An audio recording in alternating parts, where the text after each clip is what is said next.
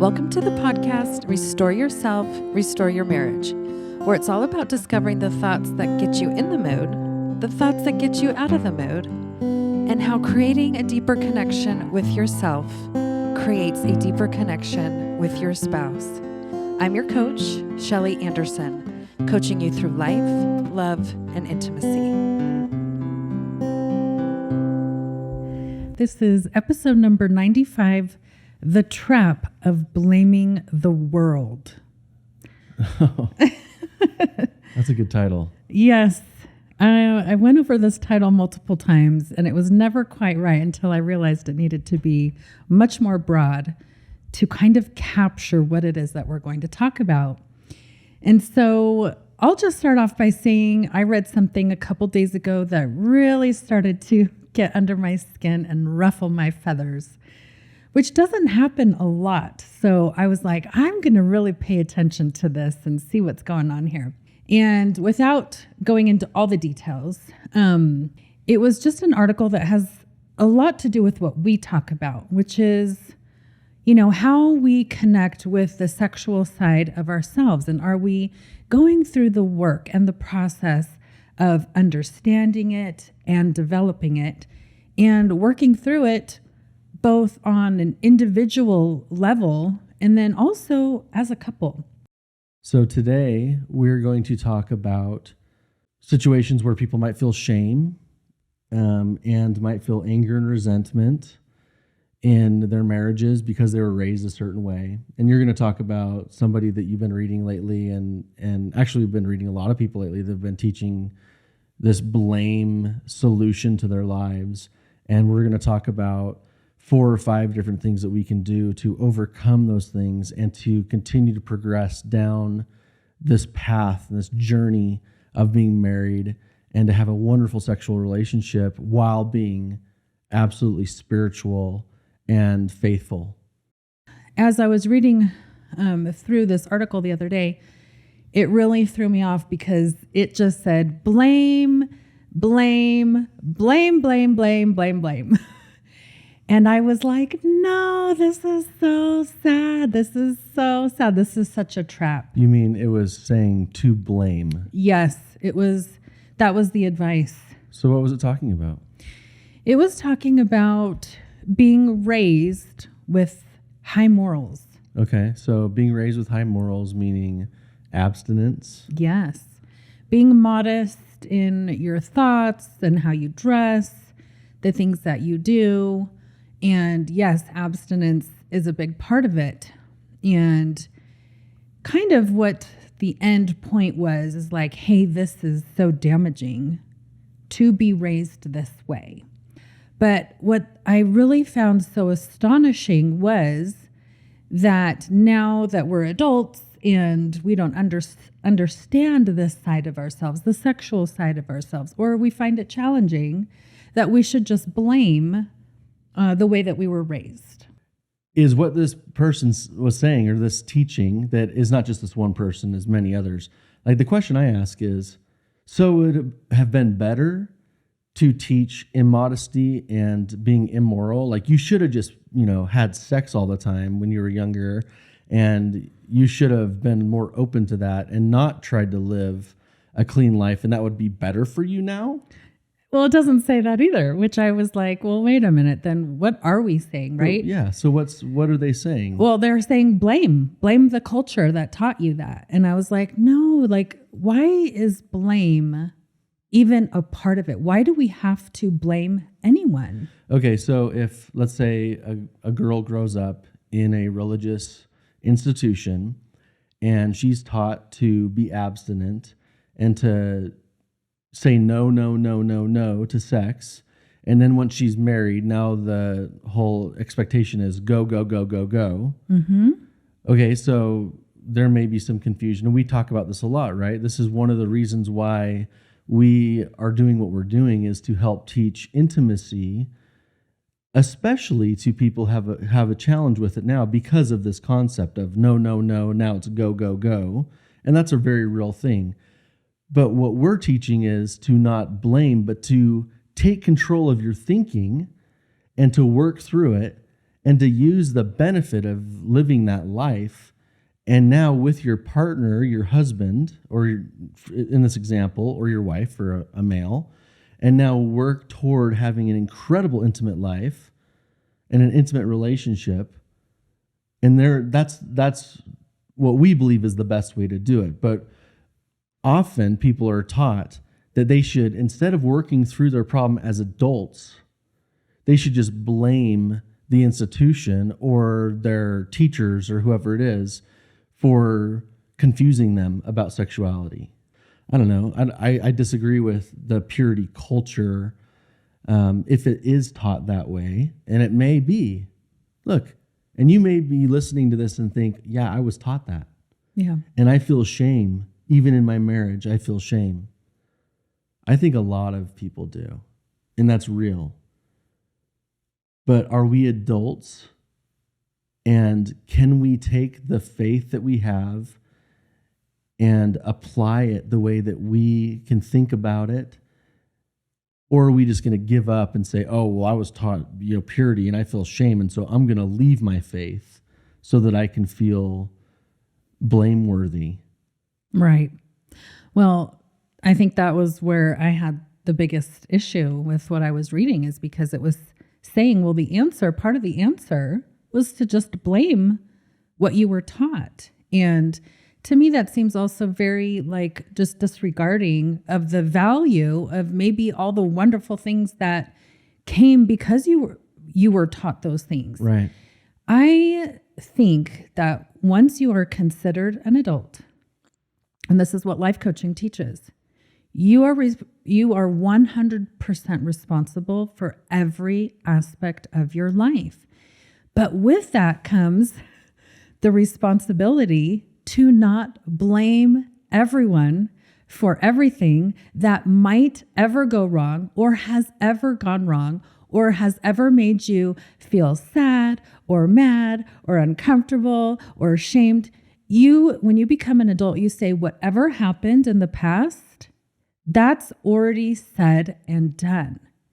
What matters now is what I choose to do with any teaching. I don't have to accept it. I don't have to deny it. I don't have to disregard it. I don't have to say everything about this sucks. Well, life sucks. Right? This is the thing. There's so many things in life that suck. When we kind of blame a whole culture and say it's the whole culture's fault, we're acting as if the whole culture can change overnight, and that they should have changed. And that the whole point in them changing is so that our lives would not have to be, so that we wouldn't have to go through something that was challenging. Our lives are supposed to be easy and uncomplicated, and everything is supposed to line up perfectly so that we don't have to go through hard things, and so that we don't have to challenge what we're being taught from anything and anyone. And that is so far from reality. So what we're talking about here, I think, applies to this idea that we can blame a purity culture or a modesty culture or a chastity culture or something for our challenges with intimacy when we're adults. Well, this same strategy of getting people to blame good things in their lives happens not just with that, it happens with everything else. And this is the way that people are confused nowadays. This is the new world religion. Yes. And this is why I think the title of this podcast is so important, The Trap of Blaming the World. Because as I was thinking about these titles, I instantly thought of the La Brea tar pits in California, where, it's like the certain part of the sand it's almost like quicksand. You get, the animals used to get caught in thinking maybe they were going to get a drink of water or whatever. But they end up in this sand, this tar-like sand, and they start sinking and sinking and sinking. And then they get stuck there and they can't get out. And I was like, this is what blame does. Yeah. It's not that blame is effective. It's ineffective, because usually when we are feeling blame or in the mindset of blame, we are putting ourselves as the victim. Now, No matter our past and what happened as a youth, we may have been a victim, but as an adult, we have authority of our lives. And so when we just kind of sink into this mentality of let's blame these people and let's blame these people and them and them and them, we are just sinking ourselves into this trap, because here's what happens. When we blame other people, we say it's your fault and now you are responsible to fix it. Here's the biggest problem with that. We don't get to control anybody, especially other adults, to do anything they don't want to do, and no other adult is in charge or responsible to fix or improve our own lives. So if you're a wife and you think that you need to control your husband's thinking because your husband is thinking about sex all the time, and you're like, oh, well, it's my responsibility to control his thoughts. No. It's impossible. And so you're going to fail no matter what. Right. Because that's not a battle that anyone can win. Right. And so when we fall into this mentality of like, I need to blame people for these things that are a challenge for me, then we want them to fix it. What if nobody has any interest in fixing our problems? We remain the victim, not doing anything to solve, because we keep waiting around for other people to solve our problems. We pass on that responsibility, and when nobody comes to fix it, how do we feel? Angry, resentful. We still remain in a position where we have not improved our own lives. So if you feel shame or resentment or anger because you were raised a certain way and now you are having struggles with intimacy, what are the things that we can do to overcome that without saying, oh, well, forget everything I was taught. It was all wrong. And all of those people that taught me that are wrong. And that was a bad thing to teach me. Well, I think one of them is to really pay attention to some of the words that are used, right? Words have power, and words can have a huge influence on how we think about things. And a lot of times when we hear this narrative of like, oh, it's a purity culture, it's a modest culture, and we need to blame this culture. Or a shame culture, or a guilt culture. We need to look at a few words that sometimes are associated with those and really dive into them. And one of them that has come up as I was researching these is the word deny, right? Because when we say, oh, we're being taught within a purity culture, we're taught to deny the sexual part of ourselves. Well, to deny means to refuse that we have a sexual side. And I'm sorry, is with all of the object lessons that there are, I've never heard any church leader say, a sexual side of you does not exist. I've never heard that. Never. And so when there is no denial of the sexual side, like to say that part of us doesn't exist, or to say that part of us is an untrue part. That's part of denial, is to say it's not true. Isn't this one of the ways that blame takes hold, is we start to use words to justify our feelings? Yes.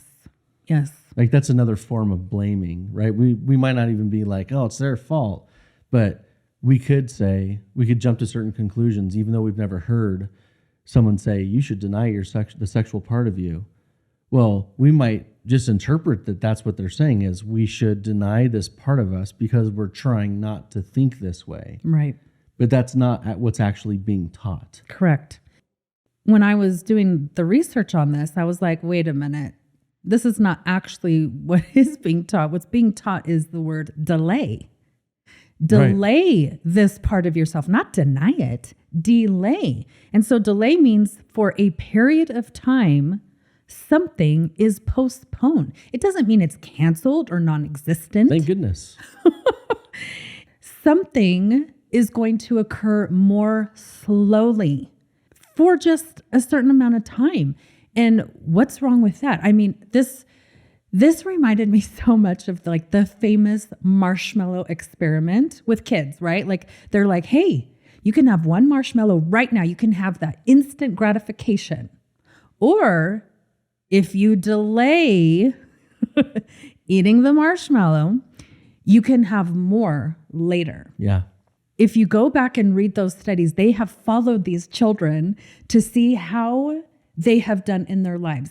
And of course, it shows that the children that were able to delay that gratification and hold off, they were way more successful and more happy in their lives. Okay, that's the marshmallow study. But there's also plenty of studies that talk about people who delay sexual gratification. People who jump into sex too young. You have teen pregnancy. Yes. You have disease. You have all kinds of problems. Getting married too young before you're ready, right? There's, getting forced into marrying someone because you get pregnant. There's all these things that go along with those that do not delay sexual gratification until the right time. That is a proven fact that people who do that have better lives. Yes.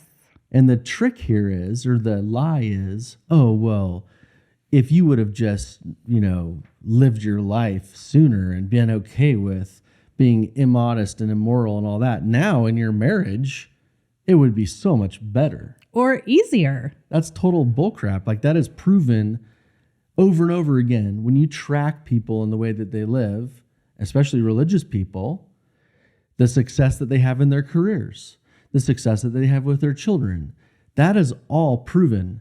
And so this lie that if you didn't live in a purity culture, then you would be better off. Well, that's why there's benefits to that, but there's also downsides if you are taught the wrong way or if you misinterpret certain things. Yeah, there's a downside to that too. But we forget to count the blessings in our lives and account the positives to these things. Yes. And we jump right into blaming and misinterpreting. And now all of a sudden, our entire faith system in our lives is destroyed.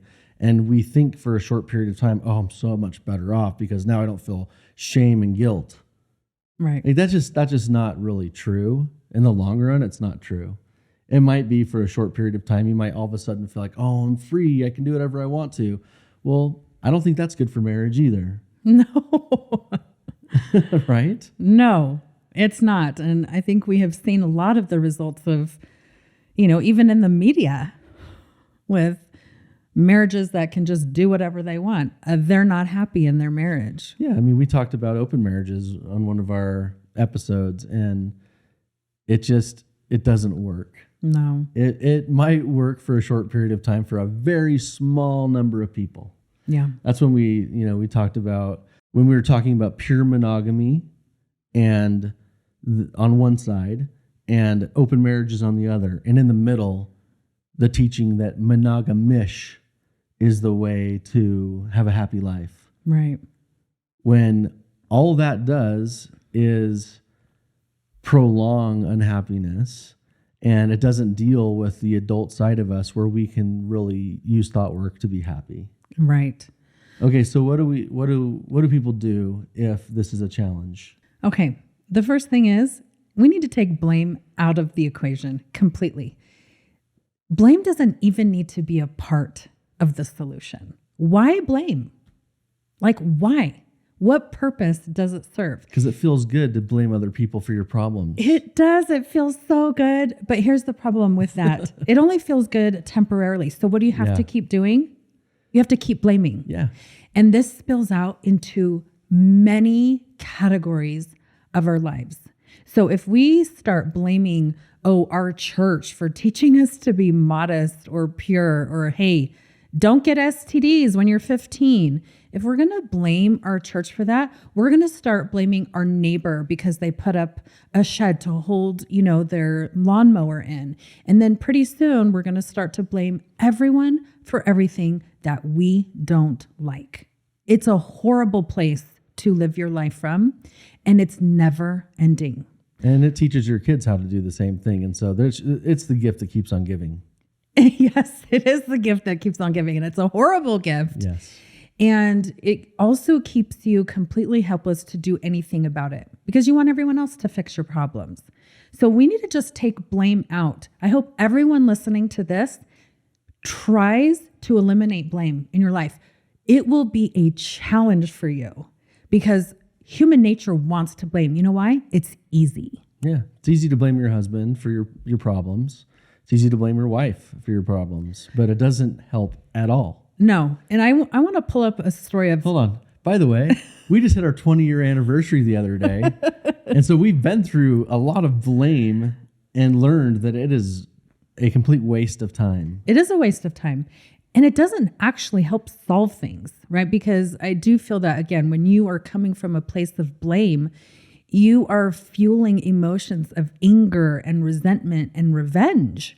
I mean, how many good things come out of those negative emotions? Not good ones, not good solutions. Right. If you're able to take a step back from those emotions and really think through things with your higher brain, when you're calm, you're not fueled by stress and not thinking clearly, solutions are far better. They're more effective. So instead of blame, we need to really challenge our thinking. We need to say, let's think about this in a more mature way. Second graders know how to blame. Yeah. So we're adults. So what do we do if we're adults? What's an adult answer? An adult answer is something like this. Hey, I'm struggling with the sexual side of myself. I should not expect it to turn on with a switch of a marriage certificate. Actually, this is a journey. Discovering the sexual side of myself is going to take time. There's going to be ups. There's going to be downs. There's going to be challenges along the way. And you know what? That's okay. And you know what? It's totally normal. And this is how we learn, and this is how we grow closer together, and this is how our sexual journey improves beyond what we can even imagine and far beyond what the world tells us it should be. Right, because if we don't start thinking in those terms and we're only thinking in blame terms, man, our journey is actually going to become very limited. And our sexual journey of discovering that side of ourselves is going to be coming from a blame mindset. What fun is that? I mean, that's not an exciting adventure to go on. Right. And tell me if I'm wrong, but part of thinking through this as an adult, you might think that you should behave a certain way in marriage, sexually, or with your intimacy. There's certain things that are appropriate. Well, as an adult with your spouse who you're creating this life with, you both get to decide what that means. Yeah. It doesn't matter what mom and dad said or grandma said, right? There's maybe some questions that you need to ask. Maybe you feel uncomfortable with some things. Great. If you feel uncomfortable, you should not feel forced to do anything. Right. But the person that you need to talk to about that is your spouse. Yes. Right? Not what you heard someone say that their bishop said at one time or whatever, right? Right. And not something that you heard when you were 9. Right. Yeah. When you're an adult, it's time to take an adult-like approach to these topics and not stay stuck on thinking about them in ways that you were taught when you were much younger, from people that probably really cared about you. Right. And they did care about you, and they might have used tactics that may not have been the best tactics, but whatever. Right. That's what they did. Now you have a chance between your spouse and God to figure out what is best for your relationship with, your husband or wife. Right. And so part of this adult-like thinking without blame is to say, you know what? This is the perfect time right now for me to learn more about this side of myself, to dive into it, to discover it more, to awaken. Yes. And enliven this part of me.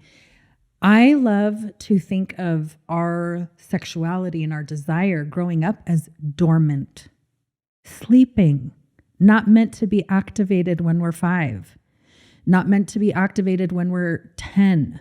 Right. It's meant to be in a dormant state. There is a time for it to be awakened and to come alive. Now, if you have struggled with this, this is something to be excited about. If this has not been an awesome topic yet in your marriage, it can be. It doesn't have to be this like horrible negative thing. We can look at this and be like, oh my gosh, this is the time. It's not meant to be horrible. It's meant to be wonderful. It's meant to be deeply spiritual as well. Yes. And I think that is doctrinal. I think that is what is meant for marriage by divinity. We're supposed to have a wonderful relationship, and that includes that sexual side of us to be explored and to discover how infinitely deep it actually is. Right. So true. The second thing that is going to be so important is that it is very easy for the human brain to go, oh, this thing or this person made me feel this way. Right. This is like a red flag when you say, somebody made me feel shamed. Somebody made me feel that I could not explore this side of myself. Okay, that may have worked when you were younger. Right. Anyone who's an adult, it is time to get out of that immature thinking. At this point in adulthood, you should not be saying someone made me think this or someone made me feel this. No, that's BS. No one makes you think a certain way unless you choose to say, yeah, I'm going to continue thinking that and I feel crappy about that. Yeah. But no one's forcing you to do that. And this may be a hard concept for a lot of people because I know that it has been for me and you at times, right? Right. This is also a human challenge that we all have to overcome. But true adulthood and true agency, when you really develop those things and you have a desire to develop those things, you're going to find more and more freedom and more and more liberty in who you are and what you want, who you want to be. Yes. And as you have those breakthroughs and you realize no one can make me feel any way, right? And now there's some things are worse than others that people do to us, but still, ultimately, nobody can make us feel a certain way or to stay feeling a certain way. We have the ability to change our thinking about it and therefore to change our feelings about it. That's right. And that is one of the key concepts of life coaching is that the thoughts that you're thinking will trigger the emotions that you're feeling. If you don't like the emotions that you're feeling, there's no doubt it's because you're thinking something super negative. You don't have to think those negative thoughts. You don't have to think, oh, my church made me feel this way. Bull crap. Yeah. Bull crap. I challenge every adult listening to this to think in an adult, mature way. Do not get caught in this trap because it will affect how you think about multiple aspects of your life, just like blame will. You have to challenge your own thinking and say, that's not true. I'm going to think about it different. So what you could do and what adults need to do is think differently and say, you know what? I've been missing a skill. Yeah. Most adults are not taught in any schooling, unless they choose to major in this, how to really understand their own thinking and how there's a system involved in it. This is why life coaching is crazy on the rise. We need to challenge how we're thinking. And so how we think, knowing that it triggers an emotion, is a skill. And so instead of saying, oh, my church made me feel ashamed of this part of who I am, just say, you know what? I've just been missing a skill in my life. I've been missing a few key things that I need. And now, since I'm an adult and I have authority over my life, I get to make all my decisions. I'm going to go get those skills. I'm going to think about things differently. I'm going to change this part of my life and create it to be what I would want it to be. And if you're not trying these skills or trying to find skills that take you away from blame and anger and resentment and all that, you're just going to carry that on with you throughout your life, no matter what your decisions are. Like if I said, oh, my church made me feel this way, or my family made me feel this way, or my wife made me feel this way, I'm out. Right. Well, I'm just going to keep blaming every time something goes wrong. I'm going to blame others, and I'm never, ever going to get out of that trap. I'm trapped until I decide to get out of it.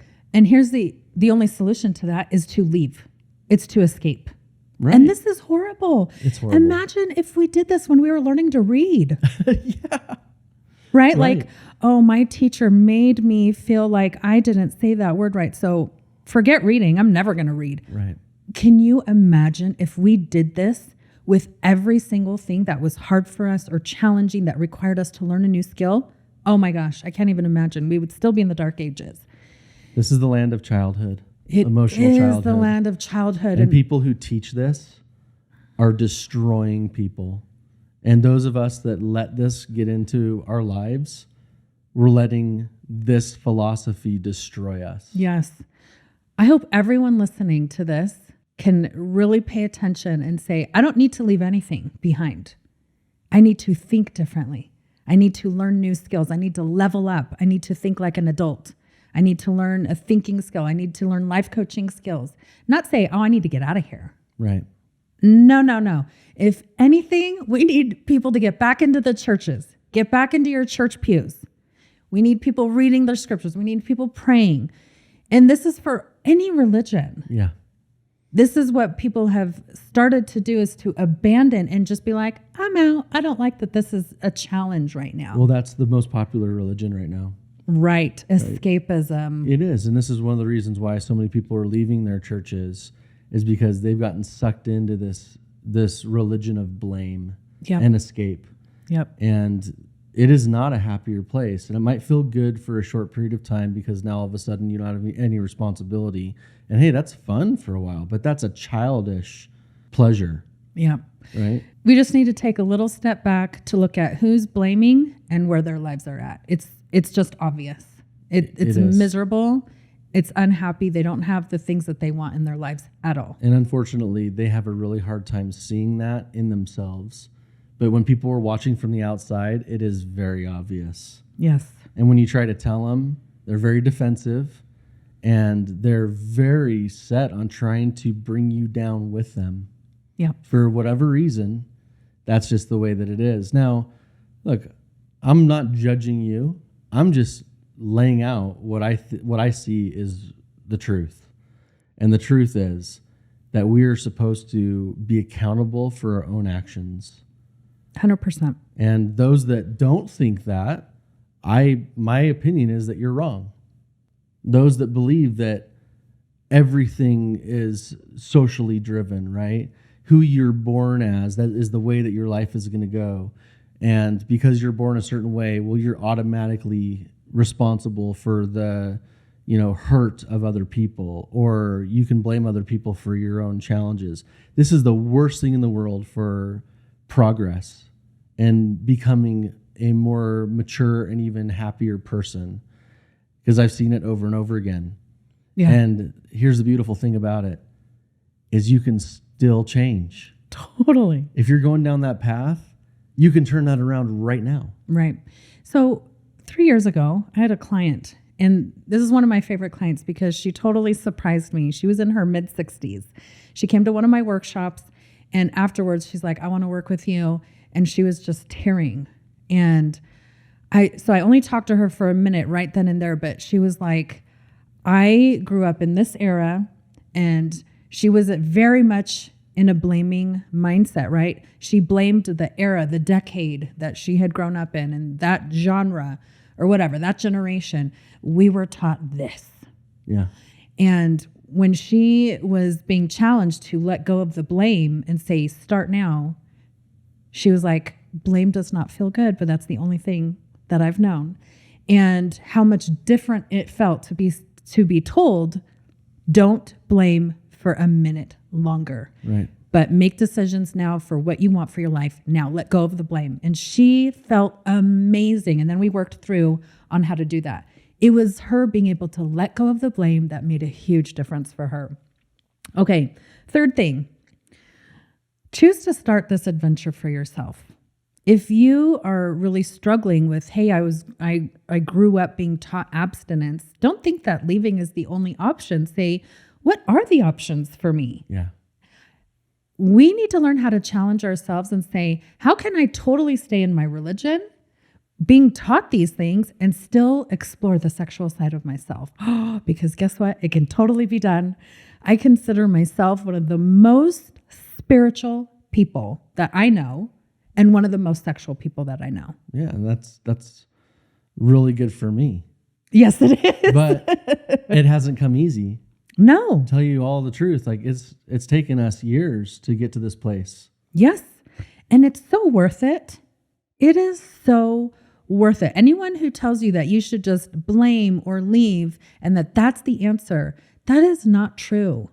There is so much value that comes from working through challenges that take time, challenges that make you think differently and go deep within yourself. It is worth the effort. And because of your effort, I have put forth effort too. But not just because I decided to be such a great husband, right, throughout these years. You have made it an effort and made a commitment to change yourself and to become more alive to that side of you. And it has taught me things that I never thought I would learn in this life. There are assumptions I made of myself because I'm male that have been proven completely wrong. And I've learned, and I've mentioned this quite a few times on our podcast, but I think I've become more like you than I ever thought I would when it comes to that, the emotional side of intimacy. Right. And that has ended up being the most incredible and powerful sexual journey for me as well. And it's not just a physical thing, right? It's more and more emotional. But you have made an effort on the emotional side, but and also on the physical side too. So it's almost like we've come closer together, but we've had 20 years of work that we've done. Yes. And I think it's so interesting because when I have clients that come to me, they are longing for their husbands to have more emotional desire, more emotional intimacy. And that is the natural result of doing this kind of work. It's awesome. Not blaming and not leaving and running away. It's doing the actual work that brings them the results they're actually looking for. It's amazing. So I just want to make this little note because this happened this last week, is when we started on this adventure, when I started on this adventure of really discovering this part of myself for me and developing the sexual side of myself, the results have been so awesome as far as me understanding how my desire for intimacy works. And this last week we were on vacation, and through this process, I have learned something awesome about myself, and that is I love balconies. Balconies turn me on. It's not looking at a balcony. It's just there is something that happens with balconies that also really involves all the senses, and it really heightens the whole sexual experience for me. So whenever we go on places, I'm like, does it have a balcony? Let's make sure our room has a balcony. That's where I want us to make sure that we're having a love-making session on the balcony. We had one this week, and it was insanely awesome. We always have a balcony. We always have a balcony. But I didn't know this at the beginning of our marriage. This is something that I didn't know This is something we discovered, I don't know, 10 years ago? Yes. Or less? Yes. Yeah. So this is something that comes not from blame and not from running away and escaping. It comes from staying and doing the work. And I know that there's more that we're going to discover throughout our lives. Yes. And that's the beautiful thing too. Instead of running away, let's discover new things together. And let's focus on thinking differently and being open to one another and having a desire to be happy together. I'm not happy if I'm happy on my own. Right. Right. At one time, maybe I would have been, and I probably was. If I was happy, that's all that mattered. And you just had to deal with your own problems. Right. Well, if I had run away because, you had your issues, I would have never realized how awesome it is to be happy together and at peace and have the kind of intimacy that is truly one and unifying. Yeah. And that takes time. Yes. And most people just want it now. They want it fast. This is the other religion. It's the now culture, right? Yes. Like, what's better, growing up in your dormant years with a purity culture and then figuring this stuff out later, or just having everything now from the time you're 12. Right. It doesn't work. Right. So I think that goes on along with the final thing that I think would really help with this is to have an acceptance. Have an acceptance that there's no part of the sexual side of yourself that's easy. And it's not meant to be. We need to accept that this is a process. It's a journey. It's going to take time. There's multiple aspects to it. It can be different from day to day. To make an assumption that it was supposed to be easy, or if someone hadn't said this one thing, that somehow this part of our life was going to be easy, is completely incorrect. Right. We need to accept that it's a journey. And I think with accepting this, that this is a journey, is to also accept that being taught these things growing up had value and it served an awesome purpose. We don't have to think, oh, it served something so horrible because I had to wait and now it's harder for me and as an adult. We can say, you know what? It had its place. And now I'm at a new place because I'm an adult. I'm married. I have a maturity about me where my brain can process things correctly and I can handle my emotions better than I could have when I was 10 or 11. And now I'm in a committed marriage where I have the ability to gain trust and gain confidence and to grow together with somebody else. Yes. It's a completely different scenario. Yes. And with this concept of acceptance, we need to accept that it does take time and that it's a process and that it's not supposed to be a switch.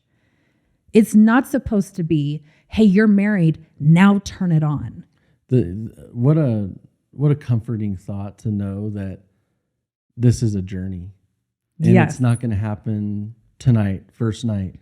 To know before you even get married, and this is one of the reasons why we're focusing so much on pre-marriage coaching, that we're really looking forward to this program that we're almost done creating. But just to know that this is the beginning of a journey is a much different thing. It's a much different reality than just, oh, well, now all of a sudden I'm supposed to completely put out for my husband, right? Like that's very uncomfortable. Well, it's also very rigid thinking. It is. It doesn't really work that way. And I'll say this as someone who coaches on this topic, there are literally millions of thoughts that block us from this side of ourselves. Most of them do not have to do with religion. True. Most of them have to do with blaming our spouse and why he didn't do the dishes, right? This is so complex and it doesn't have to be. That's why I think that saying either blame or get out, and those are the answers, please. We're better than this. We are more mature than this. There is so much more for us in store. And I don't want to see anyone throw those things away and what's on the other side away because they don't know that there's other options of how to work through it. Grow through what you go through. Don't run away from these things. Don't run away from the sexual side of yourself and your relationship with your spouse because it's challenging. Don't run away from it. It gets better. It gets incredibly better. Well, that sounds like a good place to stop. Yes. If you're struggling with any of this, get coaching, call us, email us, get in touch with us right away. We are 100% ready to help you if you're struggling with any aspect of this. You do not need to uproot your life and turn away from the things that you have valued and have brought you comfort and blessings and joy. You can have all of those things all together. Spiritual sexuality is possible. Totally. And it's what's intended. That's right. Any final thoughts? I'm grateful for the lessons that we've learned over the years by sticking together and sticking with our spirituality, but also working through the challenges that we've had with intimacy and sexuality, especially living the kind of life that we want to be pure and we want to be moral, but we know that there's a difference between that and having sex with your spouse. Yeah. Actually, that's not a difference. It should go hand in hand. So I'm grateful for the struggles that we've had and that we have grown through what we've gone through. And I know that anybody can do it if they're committed to one another. And also, we've gotten a ton of help from above, from God and from our Savior. And those don't contradict each other at all. So that's all I have to say about that. But we're going to continue to talk about this. And so I hope you stick with our podcast and follow us as we continue to add more content outside of this in the near future. Yeah. Well, we appreciate everyone who's been listening, and we hope that you will share this with anyone who you know might be struggling with these topics and with these concepts. And hopefully it will be able to offer them new perspective, because remember, the more that you restore this type of intimacy with yourself, the more you can restore it with your spouse. Thank you so much for listening today, and we hope you will join us again next week. Bye.